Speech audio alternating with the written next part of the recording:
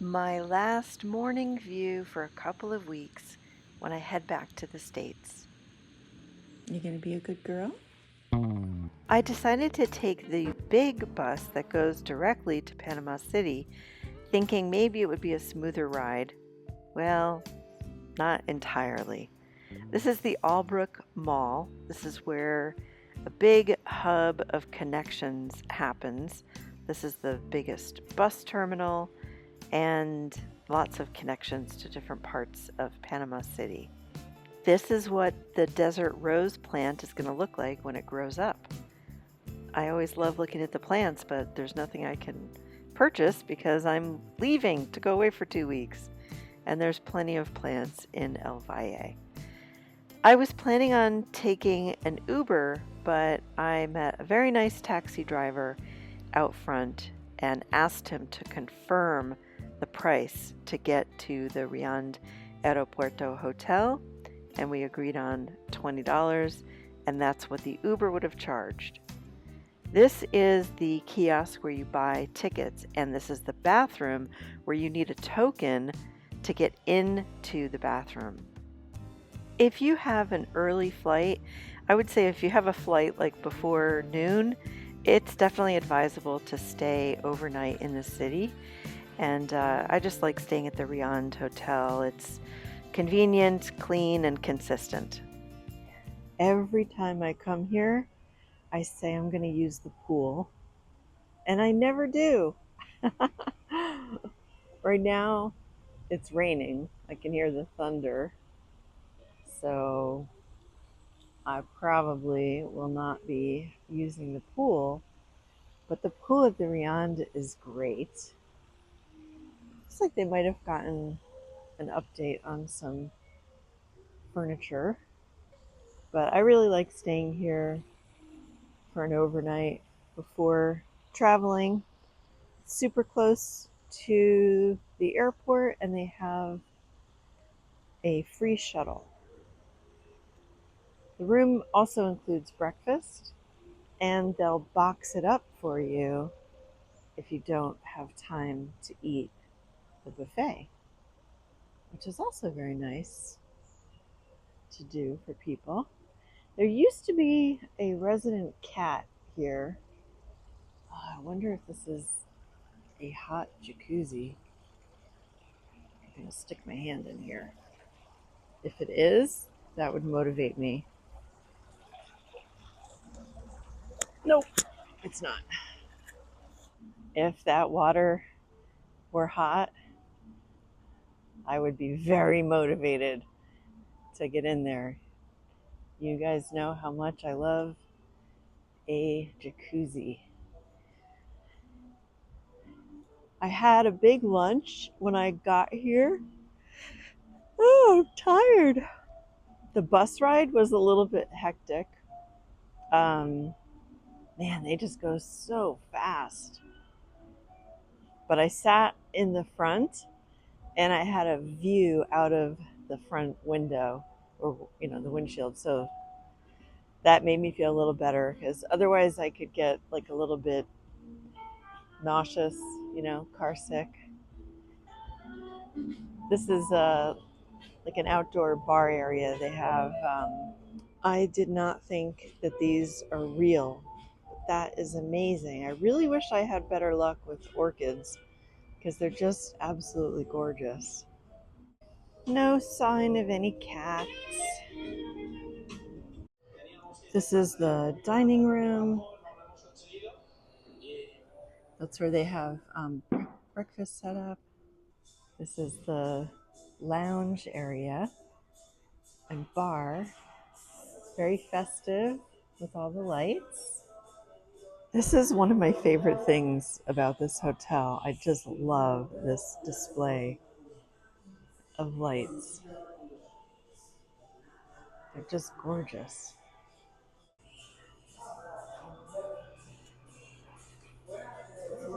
They even have a nice little gift shop. So if you need to get a gift for someone or a little souvenir, cute bags, nice sparkly things. They have a really nice collection of things in here. One thing I noticed that they changed also is that you have to have your card in order to get into the door that leads to the rooms. So that's good for security. All right, I guess I'm gonna go back to my room and keep charging up my phone. And maybe I'll get a little snack. And it's definitely gonna be an early night. I'm really tired. So this is Terminal 2, which is great when you have a departing flight getting into the gate. But when you have to pick up your bags and you land at Terminal 1, it is a really long walk to get to Terminal 2.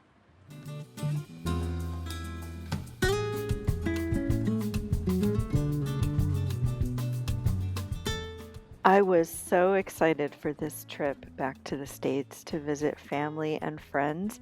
I had not been in the States for about 2 years. So in addition to looking forward to seeing people, I was also looking forward to going to the grocery stores. That's like one of my favorite activities when I go back to the States. I really got lucky on this flight. I had a whole row to myself, so I was able to comfortably sprawl out and relax. And normally I sit in the aisle, but I do love a window seat, so this was perfect. And just look at the difference of that color of the landscape between Panama and then the November month coming in for a landing at BWI in Maryland. I missed fall. It happened and blew away before I arrived. So that was a little bit of a bummer.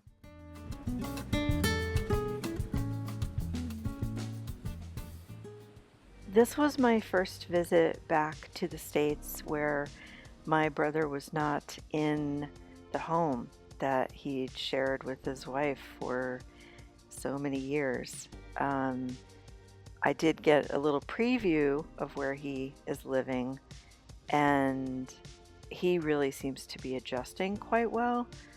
But of course, that's hard to see, a loved one transitioning into a care home. Thankfully, they have a ping pong table, and the man who runs the house was also a judo fan, and my brother is a judo player. He was kind of a big deal in the judo world. I even got in on the action going to meets. So it was really touching that the home let him bring his mats to the place.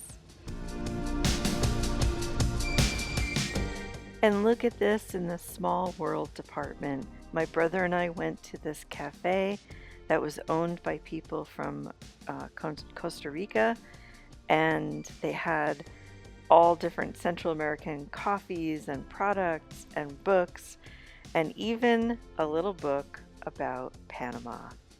So maybe we're not that far apart.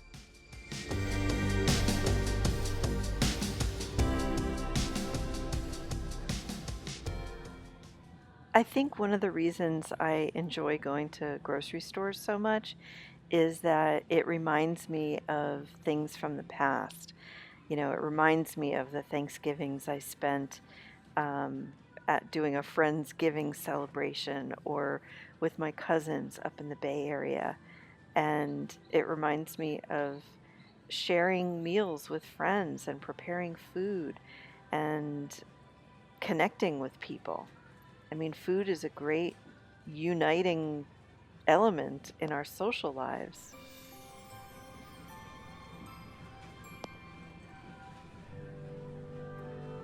The viewer. Please tell me you got that reference. Yesterday it was freezing, like 25, 30 degrees. Today there's a tiny bit of sun. I can smell the fall leaves. There's just a very unique fragrance for that. Definitely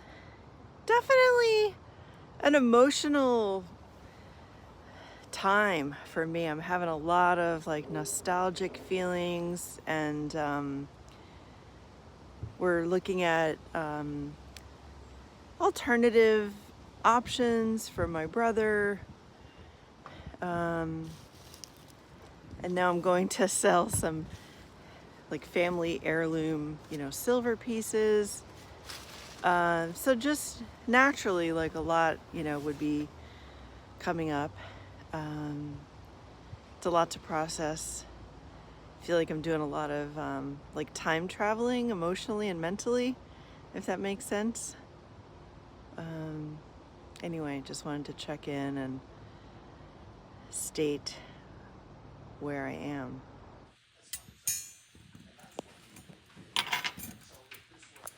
These two might be plate. Yeah, I don't think they are. I don't think they're silver. Okay. I wouldn't have been able to do this 5 years ago. Definitely not 10 years ago. Because I was so sentimentally attached to everything. And I didn't get rid of all the silver.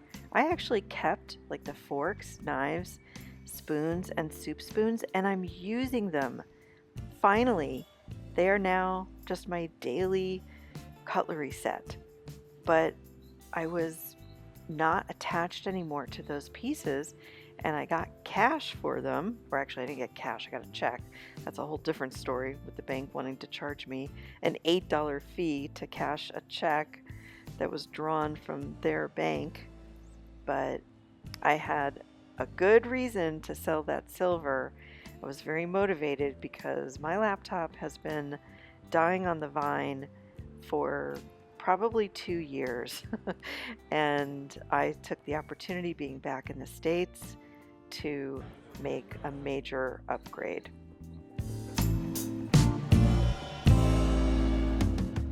I had a quick little bit of lunch at a great Thai Asian restaurant. I had pad Thai noodles. It was really, really delicious. And then I went to pick up my brother from one of his day programs. It's called the Kesher Cafe, and they have art therapy, music therapy, discussion time, and they have activities for the participants to do. And this place just exudes positivity.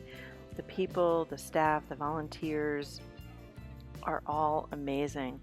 I've picked him up here before a few times, and I'm just always impressed with the warmth and inclusiveness that the Kesher Cafe has.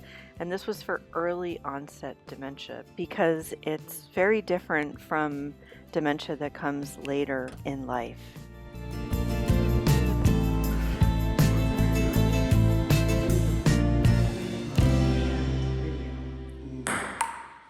Oh, sorry. Okay, ready.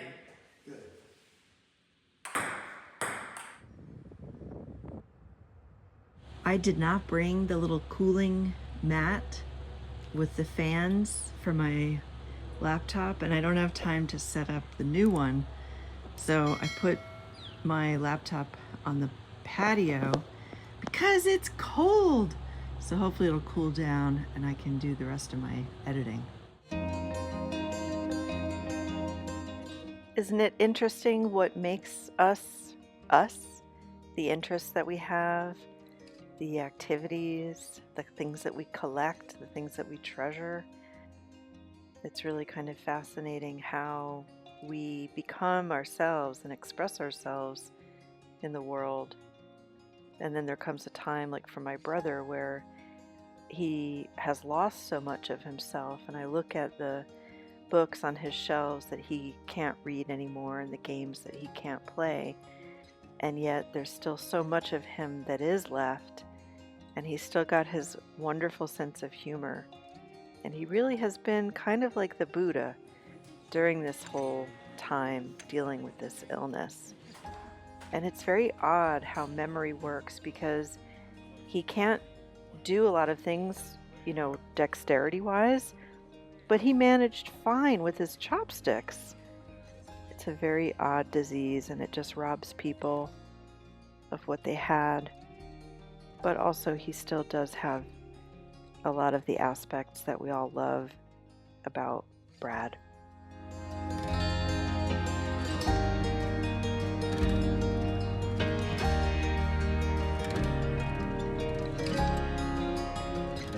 Think about all the people that you encounter in a day and everything that they're going through and everything that their family members are going through. It's challenging being a human being, and I think if we're just compassionate and kind, we won't end up like this passenger who clearly has had it. This little Chevy Spark that I rented is so short, it's so low to the ground. Look, like if this truck hit me, I'd be toast. I was thinking about this because of when I had my accident in Panama and got hit by that energy truck.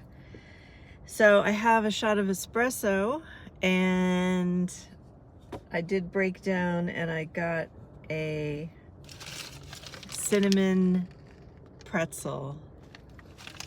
So between the sugar and the caffeine, I think I'm good for the drive to Connecticut, going to Norwalk, and should be there in about 3.5 hours. So, on my way. Norwalk was just a quick visit with a friend, and Norwalk is actually where I went to community college. It took me 4 years to get my 2-year degree, and then I went on to get my bachelor's at University of Bridgeport. And of course, this also was like nostalgia lane, going down all these beach roads and the restaurants where they all look familiar and people look familiar. And it is odd to hear so much English spoken. It's fascinating, really. It's like you're tuned into a channel that you haven't been able to hear for 2 years. And it was definitely a little bit of overload, but it was also really nice to connect with people and really enjoy the company of my good friend and a delicious meal.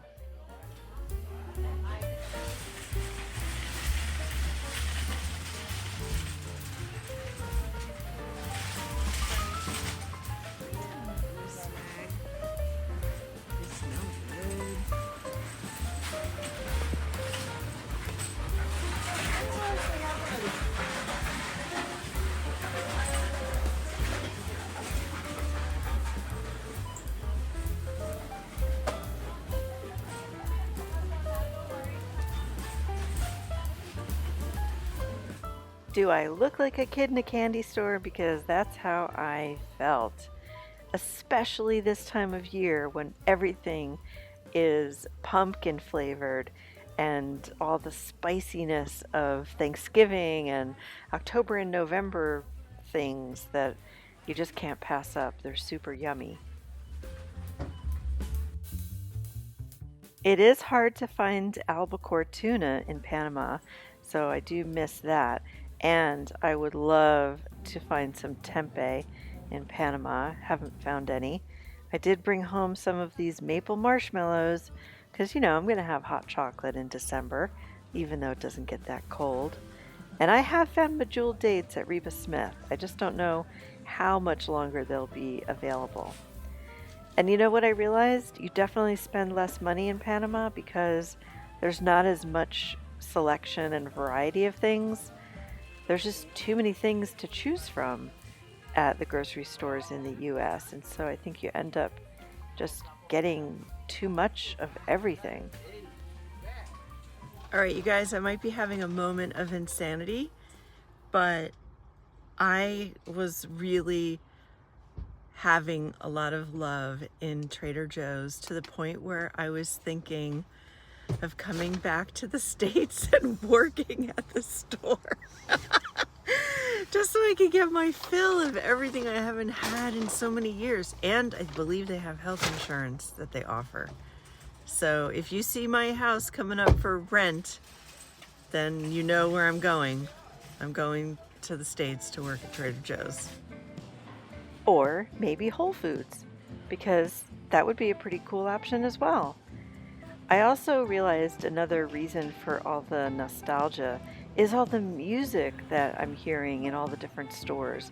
It's all music from, the 70s, 80s, 90s, and it just brings back memories. When you're in Panama listening to, I just listen to local music, so it doesn't have any history for me, but everywhere I go, I'm like bombarded with memories from music. This is my second attempt to get gas. The first time I pulled over at a plaza and I didn't know which side the gas was on. I pulled up on the wrong side and I couldn't turn around because it was a one-way thing. And now I'm at this other one and there's no gas available. So I have an eighth of a tank. So I do need gas. My third attempt at getting gas. This is so crazy. I think I'm so used to, in Panama, they do it for you, that I have no idea what to do with this machine, and the machine ate my card and just kept saying like, please wait, please wait. Oh, now it's full already. Well, that was fast. Before we continue with the nostalgia, how about if I tell you about the Fun Dry January Journal? If you're looking to take part in the Sober Curious movement that's sweeping the nation, get a copy of my Fun Dry January Journal on Amazon.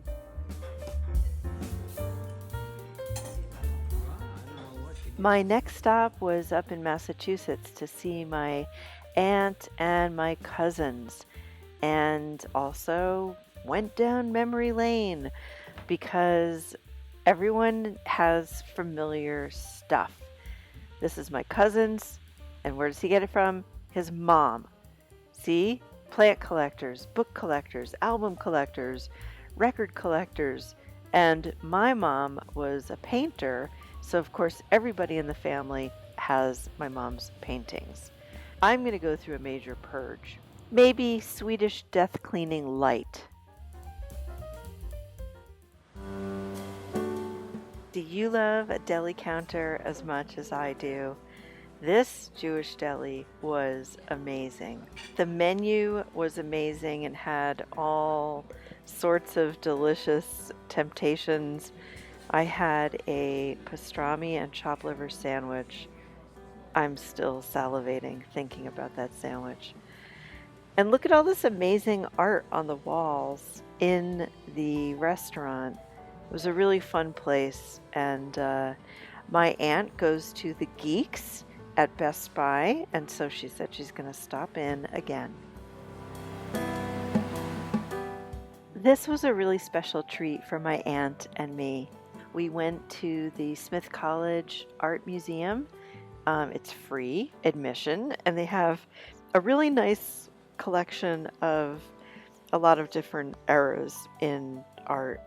And the museum isn't overwhelming, so you don't feel like you have to spend hours upon hours walking through the gallery.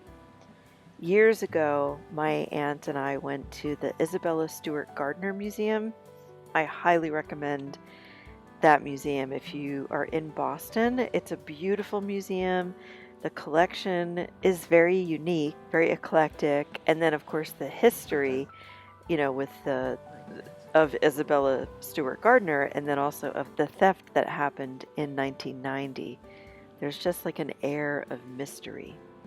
This was a really fun exhibit. These are all old baseballs, and the artist turned them into these unique shapes with feathers and seaweed and yarn and fabric, and it was very fun.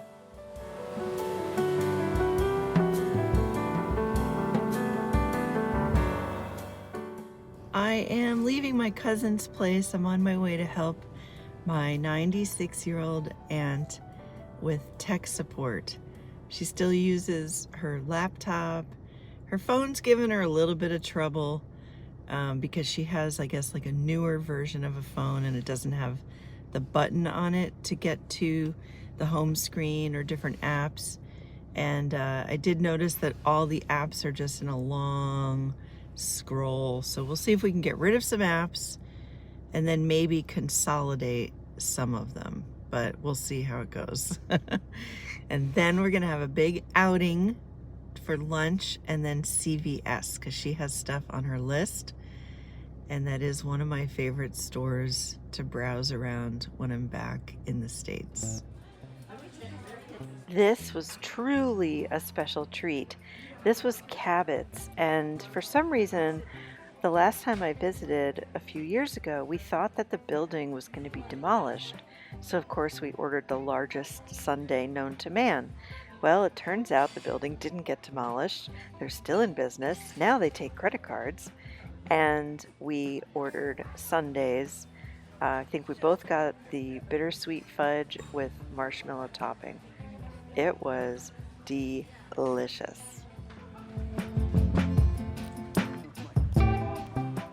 You know what's good after having ice cream is going to listen to live music with your musician cousin, Stroker. We went to Club Passim in Cambridge. It's kind of funny that it was in actual Cambridge because in my book, Wine, Sex, and Suicide, My Near-Death Divorce, to change the names of the innocent and not so innocent, I said that things took place in Cambridge, but they didn't. I forget actually where we were in Massachusetts, but it wasn't Cambridge. Anyway, this was a pretty cool show. It was called the Power Outage Series, and everything was just by candlelight, and there were no amps. So it was a very intimate setting.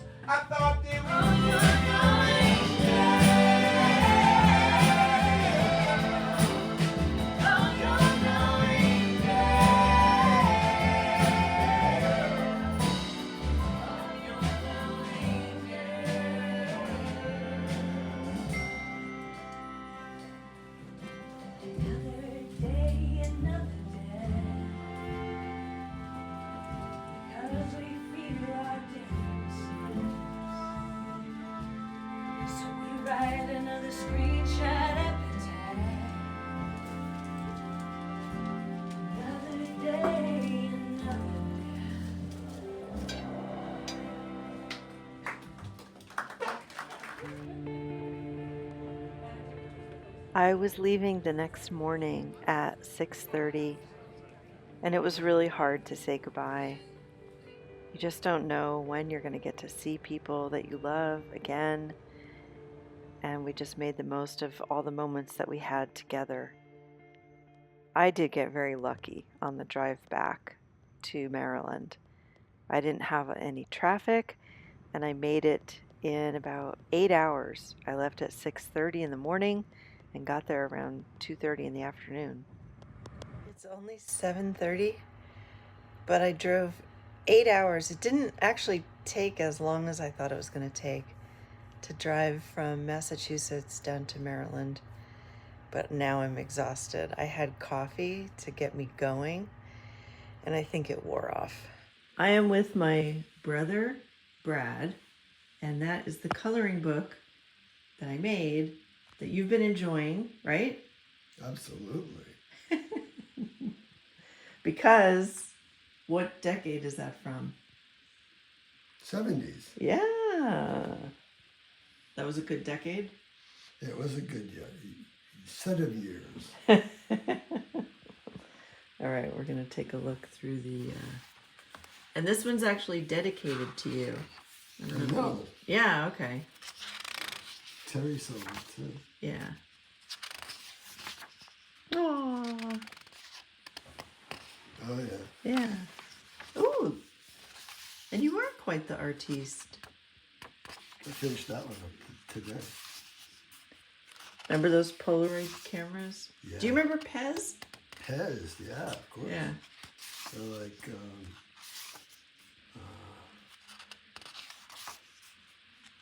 Pez. They were the candy dispensers.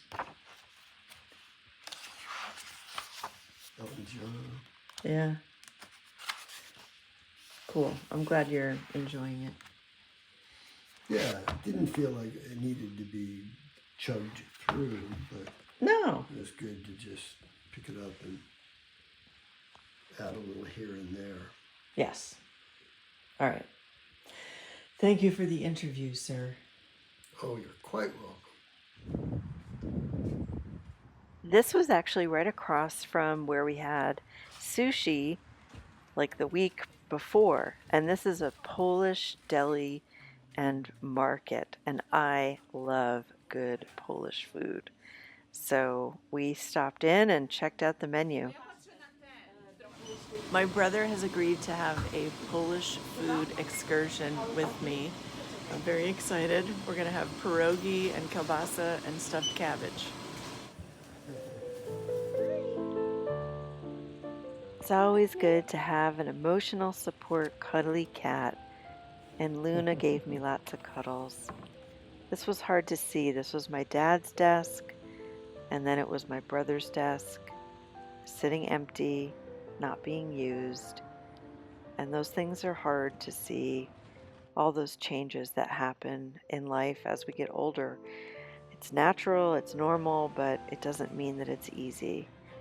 And for my brother in particular, to have dementia at such a young age just feels like he's really getting robbed of a life that he should have been able to live fully.